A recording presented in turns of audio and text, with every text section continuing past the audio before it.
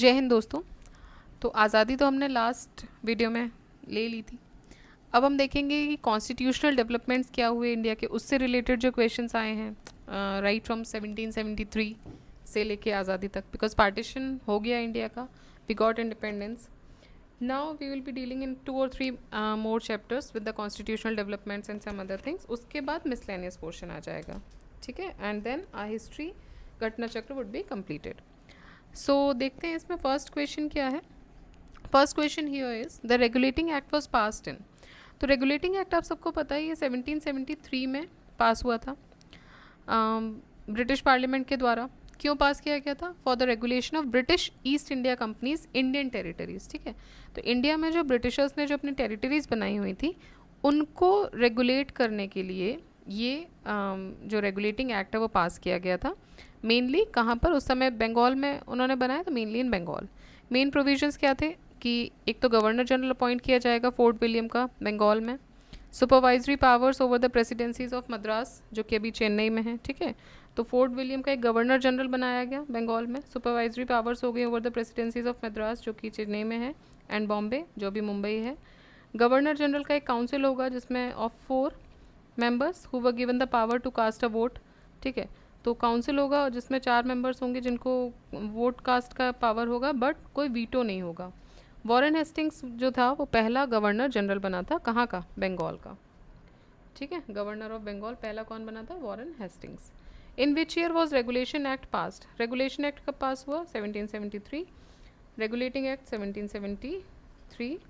Which of the following act for the first time provision was made for the post of governor general of Bengal? Regulating act में बात हुई थी कि पहली बार, और कौन बना था? Warren Hastings. Under the provision of regulating act a provincial assembly for Bihar was setup. Bihar के लिए एक प्रोविंशियल असेंबली सेटअप की गई थी। तो मेन पर्पज़ क्या था रेगुलेटिंग एक्ट का कि जो एक्टिविटीज़ थी कंपनी की, उसको देखिए, कंपनी मतलब क्या हुआ? एक ट्रेडिंग कंपनी, लेट्स से कि कोई कंपनी है ABC इंडिया में, वो कंपनी किसी और देश में जाती है, हम अपने आस पड़ोस के देश की बात करते हैं कि श्रीलंका जाती है, ठीक है, और वहाँ पे जाके वो ट्रेड करना शुरू कर देती है। अब यहाँ की सरकार जो है वो उसको रेगुलेट करने के लिए कुछ एक एक्ट बनाएगी कि भाई आप ट्रेड तो करो, बट ये आपके नियम होंगे। तो उन्होंने कंपनी को ही बोला कि भाई आप एक गवर्नर जनरल अपना बनाओगे, क्योंकि आपको क्या था, उनका मेन पर्पज़ क्या था कि यहाँ से चीज़ों को उस समय इनिशियली लूट के लेके जाना। लूटने का मतलब कि इनकेस ट्रेड करना, वहाँ से कम दाम पे लेके आओ, यहाँ ज़्यादा दाम पे बेचो। क्योंकि अगर आपको याद हो तो जब पहली बार जो ट्रेडर्स आए थे उनको 60 गुना ज़्यादा प्रॉफिट हुआ था। तो उनको लगा कि भाई इंडिया है समथिंग जहाँ से हम अगर मतलब हम बाहर आके जब हम बेच रहे हैं तो हमें 60 टाइम्स प्रॉफिट हो रहा है। तो पैसे की नीड सबको थी, उतनी ग्रीड तब थी, उतनी ग्रीड अब है, ठीक है। तो कोई XYZ कोई कंपनी आती है, वो जाके ट्रेड करती है, उसको रेगुलेट कौन कर रहा है? उसको इंडिया से रेगुलेट किया जा रहा है ना, because it is Indian company, let's say. इसी तरीके से उस टाइम पे ब्रिटिशर कंपनी होती थी, ब्रिटिश कंपनी आई, उसको रेगुलेट करने के लिए रेगुलेटिंग एक्ट आया। उसमें बोला गया कि भाई कैसे करोगे regulate, there should be some authority, तो एक गवर्नर जनरल बना दो। तो उस समय बंगाल का बनाया गया, ठीक है। उसी तरीके से ये बोल रहे हैं कि इसी प्रोविजन में प्रोविंशियल असेंबली फॉर बिहार ये सेटअप की गई थी। तो it was pass by British parliament in 1773 और इसको इम्प्लीमेंट किया गया इंडिया में 1774 में। According to the provision of this act a provincial assembly was set up in Bihar in 1774। When did Bihar become a separate province in India? तो separate province बनता है India में 1912 में। तो क्या होता है कि 22 मार्च 1912 को बिहार और उड़ीसा डिवीज़न जो होते हैं वो सेपरेट। अब आपको याद होगा बंगाल जो ये होता पार्टीशन ऑफ बंगाल हुआ था, उसके बाद बंगाल दोबारा से एक हो गया, यूनिफाई हुआ। कब हुआ था? 1911 में जब किंग आए थे तो उन्होंने बोला कि नहीं, बंगाल को यूनिफाई किया जाएगा और जो कैपिटल है उसको दिल्ली शिफ्ट किया जाएगा। तो उसी समय बंगाल यूनिफाई होता है। अब यूनिफाई में क्या होता है कि जो ईस्ट और वेस्ट बंगाल जो उन्होंने अलग कर दिए थे in the name of administrative issues, तो उनको एक किया गया। लेकिन यूनिफिकेशन में कुछ चेंजेस भी किए गए, जैसे पहले बिहार, उड़ीसा, बंगाल ये सब एक टेरिटरी हुआ करते थे। तो उन्होंने बोला कि भाई बंगाल को पूरा एक कर देते हैं और बिहार और उड़ीसा को एक कर देते हैं, ठीक है। तो ये इससे अलग हुए, ये दोनों पहले एक थे, ये इससे अलग हो गया, अब एक सेपरेट टेरिटरी बन गया। तो ये 1912 में होता है, प्रेसिडेंसी बनाते हैं बिहार एंड उड़ीसा प्रोविंस। 1 अप्रैल 1936 को फिर से बिहार और उड़ीसा सेपरेट प्रोविंसेस बन जाते हैं। 22 मार्च को बिहार दिवस के तौर पे भी मनाया जाता है। मतलब अब यहाँ बिहार और उड़ीसा भी अलग अलग हो गए। फिर कुछ समय तक तो 1912 से लेके 1936 तक बिहार और उड़ीसा एक स्टेट बन के काम किए, प्रोविंस बन के काम किए, बाद में ये भी अलग हो जाते हैं 1936 में। Supreme court was setup for the first time in India under which act, तो ये भी रेगुलेटिंग एक्ट 1773 से बनता है। Regulating act 1773 established India's first supreme court at fort William, Calcutta. ये जो सुप्रीम कोर्ट था it consisted of a chief justice और 3 और रेगुलर जजेस होंगे इसमें, और प्यूजिन जजेस होंगे। सर एलिजा इम्पे ये पहले चीफ जस्टिस थे उस सुप्रीम कोर्ट के, या फिर बोल सकते हैं इंडिया के, क्योंकि इंडिया में उससे पहले सुप्रीम कोर्ट वाला कॉन्सेप्ट नहीं था। सुप्रीम कोर्ट क्या है? Supreme judiciary over all British subject, ठीक है।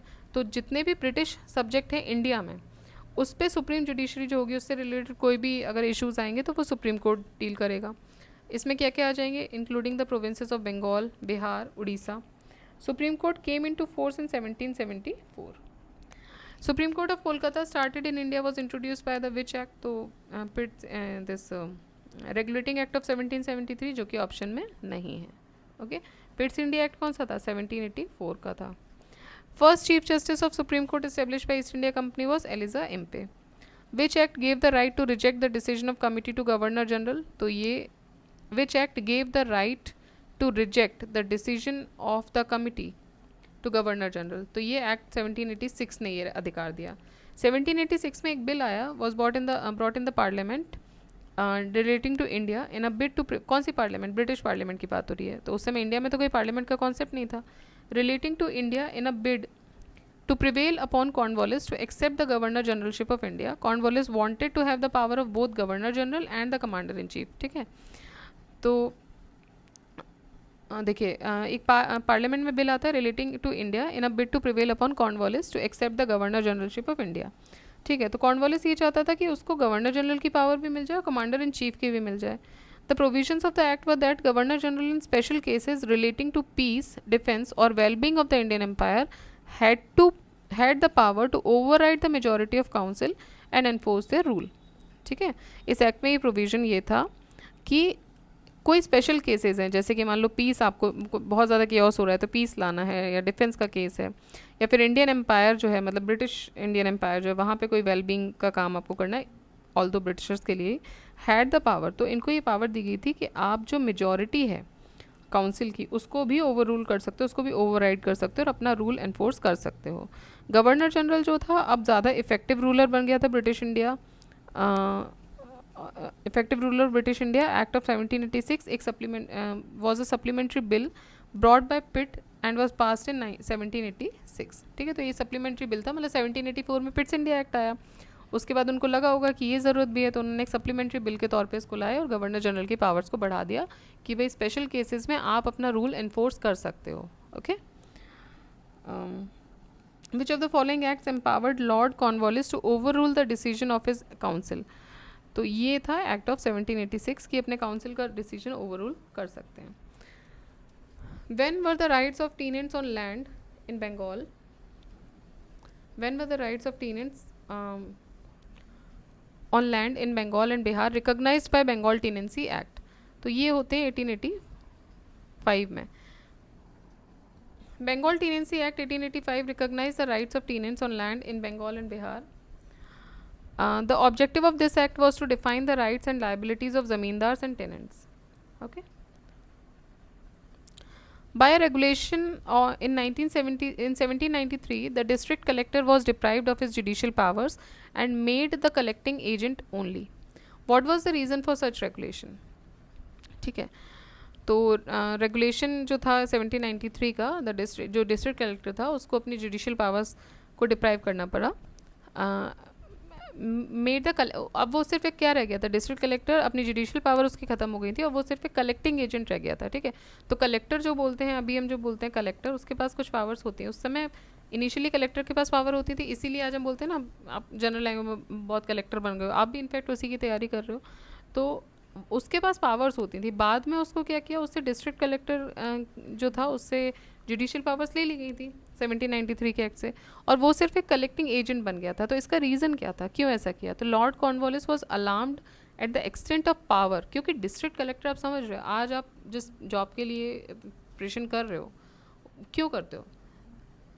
देखिए एक तो होता है टू सर्व द नेशन, सबके लिए आप पहला आंसर यही होता है सबका, we want to serve the nation, ठीक है। दूसरा पावर एक होती है,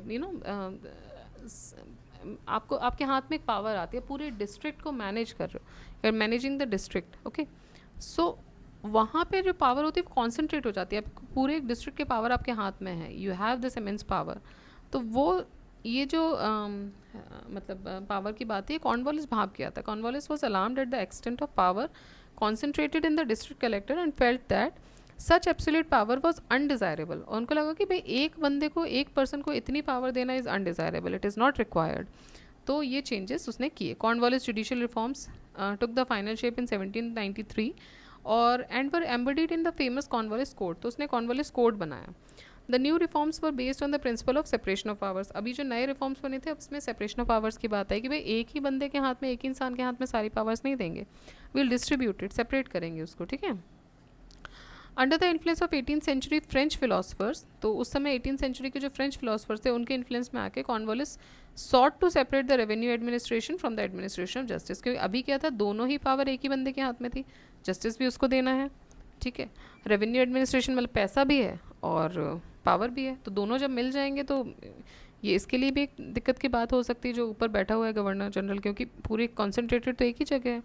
तो ऐसा कुछ उसने फ्रेंच फिलोसफर्स की 18th सेंचुरी की कुछ चीज़ें या कुछ उसने बातें सुनी होंगी, उनके इन्फ्लुएंस में आके उसने रेवेन्यू एडमिनिस्ट्रेशन और जस्टिस को अलग किया। Collector was the head of revenue department now, तो जो कि in a district, and he also enjoyed extensive judicial and magisterial powers, ठीक है। Cornwallis believed that the concentration of all powers in the hands of collector in the district retards the improvement as a judge of the Diwani Adalat. तो दीवानी अदालत के जो जजेस का जो role होगा वो थोड़ा सा नीचे हो जाएगा। Redress the wrongs done by him as collector और assessor of revenue. Thus neither the landlords nor the cultivators could regard the collector as the impartial जज। तो इसको इम्पार्शियलिटी में तो नहीं मिल सकता, भाई रेवेन्यू का भी हाथ उसी के हाथ में है। कल को कोई लैंडलॉर्ड आ रहा है, उसको कुछ प्लीजिंग अमाउंट दे देगा या कुछ बोल देगा कि भाई कल को हम आपको ये फ़ायदे कर सकते हैं, तो वो उस हिसाब से अपने जजमेंट को मोल्ड कर देगा। So Cornwallis code divested the collector of all judicial and magisterial power. तो कॉर्नवालिस कोड से क्या हुआ कि जितनी भी जुडिशियल और मैजिस्ट्रियल पावर थी वो वहाँ से हटा ली गई, वो दूसरे इंसान को दी गई, एंड उसको ड्यूटी दी गई सिर्फ एडमिनिस्ट्रेशन ऑफ रेवेन्यू की। New class of officer called district जज। अब एक नए क्लास ऑफ ऑफिसर्स बनाए गए जिनको डिस्ट्रिक्ट जज बोला गया, to preside over the district civil code, जो कि डिस्ट्रिक्ट सिविल कोड को देखते थे। द डिस्ट्रिक्ट जज was empowered with magisterial and police functions, okay. Next, the monopoly of East India company in India's trade was abolished in. तो monopoly of East India company जो है वो abolish हुई है 1813 में, बट अभी उनके पास दो चीज़ों की मोनोपोली रह गई थी, ऑफ द टी मतलब चाय, and the trade with China. तो हिंदी में अगर आप पढ़ते हो तो आपको लगेगा चाय और चीनी, ठीक है। तो इनिशियली व्हाट हैपेंड कि I was studying in English medium and some of my friends they were from Hindi medium, और वो बोलते थे चाय और चीनी, and I have read about the trade with China and tea. तो चीनी उस समय मुझे मतलब एट द वेरी प्रॉम्प्ट चीनी इससे डिनोट मतलब रिजेंबल नहीं कर पाया। I said why chai and chini, then you know the new minds, तो हमको लगता था कि नहीं हो सकता है कि चाय बिना चीनी के अच्छी नहीं लगेगी, so they might be having trade in both. तो बड़ा कंफ्यूजिंग था कुछ समय के लिए, ऑल दो उतना दिमाग भी नहीं लगाया, शायद होगा भी नहीं उस समय। तो चाय चीनी का मतलब कि चीनी इज़ द नेशनैलिटी और चाइना, और चाय इज़ टी। तो टी और चाइना ट्रेड के साथ को छोड़ के, उसकी मोनोपोली को छोड़ के बाकी सारी मोनोपोली जो है वो ख़त्म हो गई थी। Consider the following statements about the charter act of 1813। It ended the trade monopoly of East India Company except for trade in tea and trade with China. It asserted the sovereignty of British Crown over the Indian territories by the company. The revenue of India were now controlled by the British Parliament. ठीक है, तो ये देखिए दो statement तो ऊपर के सही हैं इसमें, चाय चीनी अभी हमने देखा। एक्ट जो था इसने सोवरेनिटी भी लेकर आई क्राउन की of United kingdom over Indian territories, ये भी सही। रेवेन्यू जो था it was controlled by British parliament through Pitt's India act, ना कि 1813 से, ठीक है। तो पिट्स इंडिया एक्ट से ही रेवेन्यू कंट्रोल हो रहा था, 1813 से नहीं। Next question, by which of the following regulation British east India companies trade monopoly in India was abolished. तो ये थी 1813। विच of the following is one of the reasons for considering the charter act which of the following is one of the reasons for considering the charter act of 1813 important for India? तो charter act of 1813 important होता है India के लिए. It made a financial allocation for the education of Indian people. तो इसने क्या किया, एक फाइनेंशियल एलोकेशन किया for the education of Indian people. ठीक है. East India Company 1813 is also known as the charter act 1813. Main feature जो charter act का था वो था was the act expressly asserted the crown sovereignty over British India. The act permitted Christian missionaries to propagate English and preach their religion. तो इस act से क्या हुआ कि क्रिश्चियन मिशनरीज़ को परमिशन मिल गई कि आप अपना रिलीजन प्रीच कर सकते हो और इंग्लिश प्रोपेगेट कर सकते हो. It also allowed 1 lakh financial allocation to promote education in Indian masses. ठीक है. Next is which of the following provision was made in the charter act of 1833. तो इसमें से क्या बोला था, was not made in charter act of 1833. तो देखिए क्या क्या किया, पहले देख लेते हैं. ट्रेडिंग एक्टिविटीज़ जो थी ईस्ट इंडिया कंपनी की, they were to be abolished. The designation of the supreme authority was changed as the governor general of India in council. अभी तक हम गवर्नर जनरल ऑफ बंगाल पढ़ रहे थे. Next, all law making powers to be conferred on governor general in council. जितनी भी law making powers हैं वो किसके हाथ में हो गई, गवर्नर जनरल इन काउंसिल के हाथ में. And an Indian was to be appointed as law member of governor general's council. ये उस समय नहीं था, देखिए. ठीक है, कि कोई इंडियन लॉ मेंबर बनाया जाएगा, कुछ भी ऐसा नहीं था. वो सिर्फ अपने एक्सपेंशन में थे.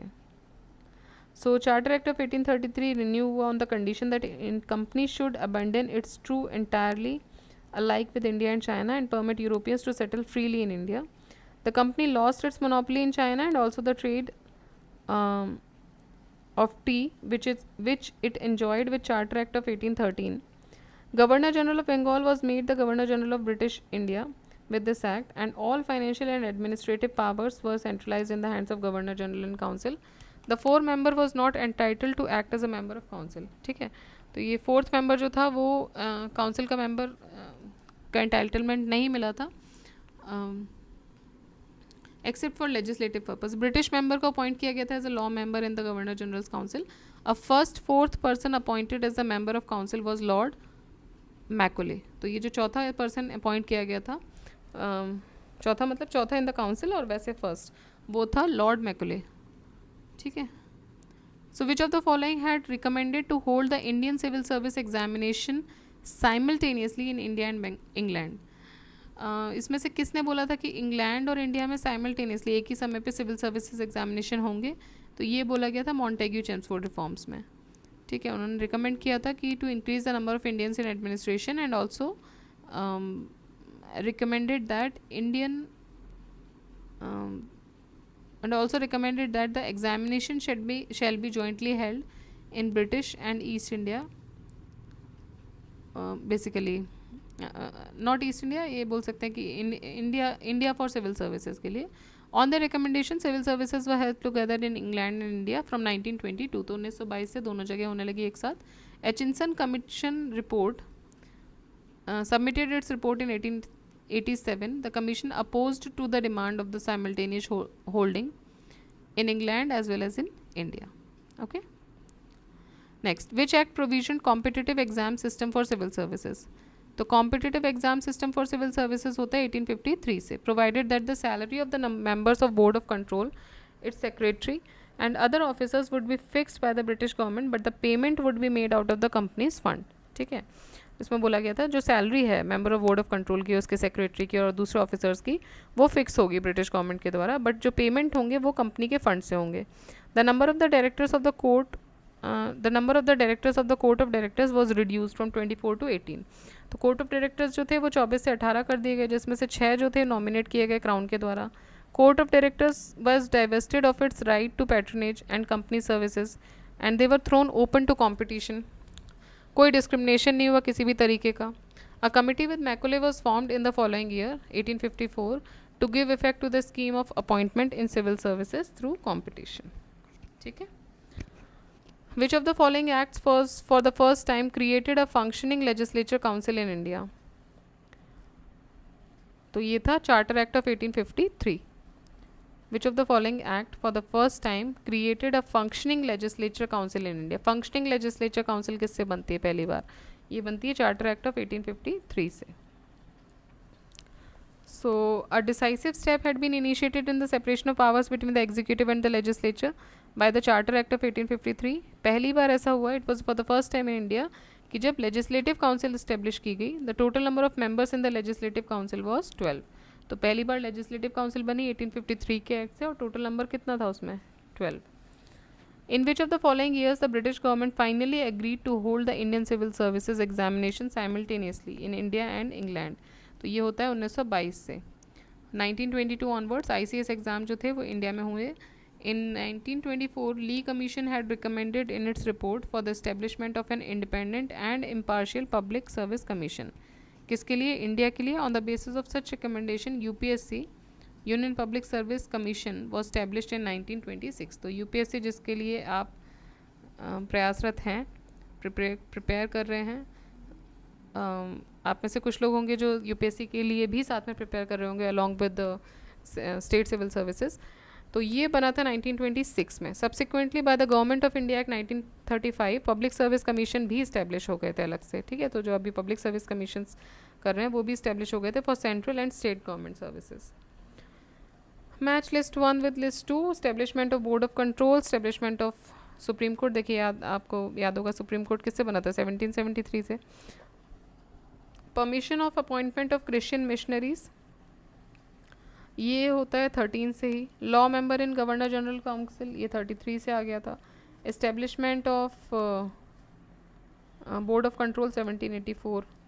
तो ए का 2, बी का 1, सी का 3, डी का 4, 2 1 3 4, 2 1 3 4, B. Yes, B.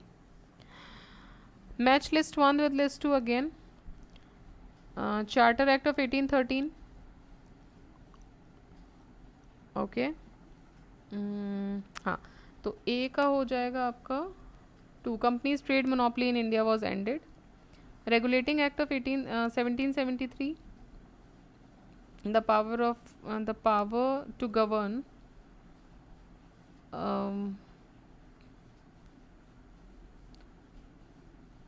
the power to govern transferred from East India Company to British Crown. And no, this was from 1858. C का हो जाएगा 3. ठीक है. Regulating Act और क्या है? The company's directors were asked to present to the British government all correspondence and documents pertaining to the administration. I think this should be 2. B, sorry. B is 4 and Pitt's India Act 1784. तो इससे तो 1 हो गया. 2431, 2431. Yes, सही है हम लोग. Next question is by which act the British parliament had abolish the monopoly of East India companies trade in India accept T and China trade. तो ये 1813 से हुआ था. चाय चीनी, टी एंड चाइना ट्रेड, ये इसको छोड़ के बाकी मोनोपोली ख़त्म कर दी गई थी. बोर्ड ऑफ कंट्रोल किससे बने थे? पिट्स इंडिया एक्ट से बने थे. By which act British government abolish the monopoly of East India company on trading of T and sugar. तो ये जो टी अगर टी और शुगर मेंशन है किसी क्वेश्चन में instead of sugar and T, sorry, if sugar and चाय. देखिए मैं जो आपको कन्फ्यूजन बताई थी, ये क्वेश्चन ये MPPSC को भी कन्फ्यूजन हो गया. चाय और चीनी, राइट. तो चाय और चीनी तो कुछ था ही नहीं. हमने बोला ना chini was Chinese not sugar. If sugar and China would be mentioned in a question instead of sugar and tea, option D would be the correct answer. MPPSC accepted this question as wrong. तो यहाँ पे होना चाहिए था T and Chinese. ठीक है, देखिए सिर्फ मुझे ही कन्फ्यूजन नहीं होता है, PSC को भी कन्फ्यूजन हो गया, फिर तो चलेगा ना. Next is British east India company loss the monopoly of T trade by. तो टी ट्रेड की मोनोपोली ख़त्म हो गई थी उनकी 33 से. देखिए 13 में तो दी थी उनको टी ट्रेड और इसका चाइनीज़ के साथ ट्रेड का. बाकी 33 में आते ही ये मोनोपोली ख़त्म हो जाती है. So there were many consecutive acts which were passed by British East India Company which are as follows. Charter Act of 1833. जितने भी commercial advantages थे, rights थे, they were completely abolished by Charter Act of 1833. Now company had only administrative rights on behalf of the British Crown. Okay. Which of the following acts transferred the government of India from East India Company to the Crown? 1858. Yes. तो 1858 से क्या 1857 की mutiny हुई. 1857 की mutiny में देखिए बहुत सारी चीज़ें ब्रिटिशर्स की जो खोखली चीज़ें थी वो सामने हैं. उनको लगा कि अगर ये म्यूटिनी और थोड़ी सी स्प्रेड हो जाती और थोड़ी सी यूनाइटेड हो जाती तो शायद उसी वक्त एक ऐसा फैटल ब्लो मिल सकता था ब्रिटिशर्स को. और कुछ जो बेसिकली आपके राजघराने थे लाइक सिंधियाज हो गए, गायकवाड्स हो गए. गायकवाड्स पता नहीं, I think Holkars for supporting. तो अगर ये नहीं करते है ना, और ये स्टेटमेंट भी दिया हुआ है कि अगर सिंधियाज ने उस टाइम पे ब्रिटिशर्स को सपोर्ट नहीं किया होता और अपने इंडिया को सपोर्ट किया होता तो शायद उसी समय इनको छोड़ के जाना पड़ता. तो देखिए कंडीशन ऐसी आ गई थी. तो फिर क्या होता है कि ब्रिटिश इन्होंने बोला, गवर्नमेंट ने, कि जितने भी एक्ट्स हैं मतलब ये जो 1858 का फिर एक एक्ट आया after this mutiny, it transferred government of India from East India Company to the crown. तो यहाँ से जो क्राउन ने जो ईस्ट इंडिया कंपनी को एक विरासत मान लीजिए कि दिया था कि यहाँ की जो टेरिटरीज हैं आप देखोगे वो उनसे वापस ली और डायरेक्ट कंट्रोल किसका आगे जाता है, क्राउन का आ जाता है. So tabled the Government of India Act 1858 which transferred powers from East India Company to the Crown. A member of British Parliament was made Secretary of State. तो ब्रिटिश पार्लियामेंट के एक मेंबर को secretary of state बनाया गया India के लिए to access the power on behalf of the crown and was responsible to British parliament assisted by the advisory council of India. Council of India में 15 member होते थे, 8 appoint किए जाते थे क्राउन के द्वारा और 7 इलेक्ट होते थे कोर्ट ऑफ डायरेक्टर्स के द्वारा. सेक्रेटरी ऑफ स्टेट जो थे for India, secretary of state for India was to exercise the powers which were being enjoyed by the Court of Directors and Board of Control. Okay. Next, consider the following statements. The Charter Act of 1853 abolished the East India Company altogether and undertook the responsibility of India, ruling India directly. ठीक है, तो ये second वाला statement आपका सही है. The Charter Act of 1853 abolished East India Company monopoly of Indian trade. ये वाला जो है वो गलत है क्योंकि 1813 से हो गया था ये. ठीक है. And the statement one is not correct. British Parliament brought the Government of India Act 1858 which transferred powers from East India Company to the Crown and took the responsibility of ruling India directly. तो statement 2 जो हो जाता है वो correct हो जाएगा. ठीक है, एक बार देखते हैं इसमें कितने क्वेश्चंस हैं टोटल, अदरवाइज हम इसको 2 पार्ट्स में डिवाइड कर देंगे.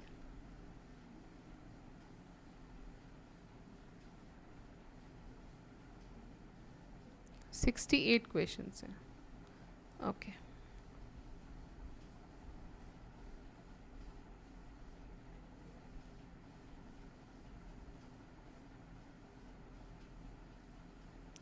ठीक है, तो इसमें 68 क्वेश्चन, तो हम 30 इस पेज तक कंप्लीट कर लेते हैं, 31 तक. इसके बाद हम नेक्स्ट वीडियो में देखेंगे. ठीक है, क्योंकि फिर बड़ा वीडियो बन जाएगा हमारा.